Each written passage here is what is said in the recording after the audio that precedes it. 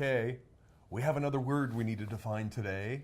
Cold market, a term. What is a cold market? Doesn't that just sound yucky? It does. It sounds cold. Frigid. Out there somewhere. Ooh, a cold market. That's like saying Yeah. a cold climate. You better Right. stay out of there. You know, cold market is nothing more than a friend you haven't met yet. That's it. It's just that simple. It is people who are wandering in the world on social media or, you know, in a restaurant or Walmart or anywhere that you come in contact with that you couldn't walk up and say, hey, how are you? I haven't seen you in a while. For me, that's cold market. It's just people that you haven't met yet. It's people that you haven't become friends. It's the transition from going cold market to hot market that makes people uncomfortable. It's that word, cold market. Right. So they're just people I haven't met yet. They're people who aren't friends of mine yet. Tell me a little about your experience with cold market to hot market. How does that work in your world? You've really done really, really well with Facebook groups. Like that seems to be, you know, one of those soapboxes you could stand on and talk about all day. Yeah. But tell me, how does that work? I mean, you actually meet people you don't even know, have never met, and you become friends with them, and then you convert that somehow into, tell me, explain, please. So for me, and I use that for me a lot because it's not the same for everybody. But for me, I can go into a group, let's say, I don't know, I love the Chicago Cubs, big Cubs fan. Well, because I'm knowledgeable about them and my passion for them, people are connected to me. They like to have Cubs conversations. If I wear a Cubs t-shirt, no matter where I go in the world, people recognize the Cubs logo and they will say, hey, go Cubbies or whatever. And so I've just found the ability to go on Facebook and do the exact same thing. It's like walking around with a t-shirt all the time. So I'll post a couple of things on my group, on my profile on Facebook, and then I'll go hang out in Cubs groups, and I'll have conversations with people. I'll see somebody's asking a question or somebody there's a big discussion going on. I just insert myself into that discussion because 99% of the time, what they do is they go click on my profile.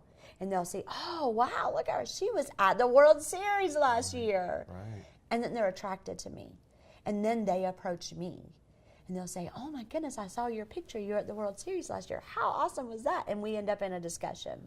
So from those discussions, people are no longer a cold market. Once we've had a conversation, they're no longer cold market. They're transitioning into, they're thawing out, and they're now warm. Now, what I do with them from the warm market is how to get them to the hot market. And it's just by having that interaction and that friendship and developing that relationship. And, you know, while we're on the subject of cold market, warm market, hot market, that word relationship. Yeah.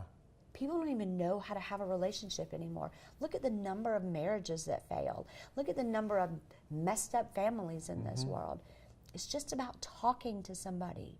It's about closing your mouth and listening to them and then communicating on a level where you both exist. Right. That's it. That's just that simple.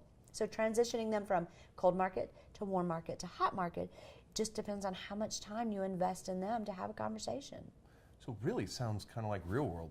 You're just online, Yeah. you know. People don't want to be ambushed, so to speak. They want to have a friend. Yeah, And if a I do friend- the same thing in Disney groups. I was in Disney World walking around, and I come up to this like marketplace, and there's probably, I don't know, 200 or 300 women, and they're all like tick, tick, tick, tick, tick, tick, tick, around these tables, and they have these books out, and they're doing this stuff, and I was like, wait a minute, what are they doing? Well, they're trading Disney pins, and I was like, I didn't even know that existed. What is this world?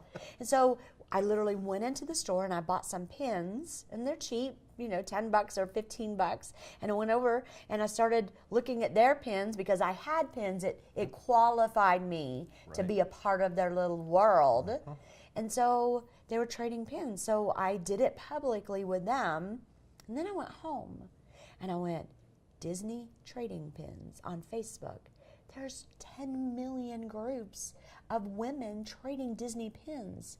So I'll go into one group and have conversations. I'll go into another group and I'll trade some. I'll go into another group and I'll buy some. I'll go into another group and I'll sell some. I'm not interested in Disney pins, just so we're all clear.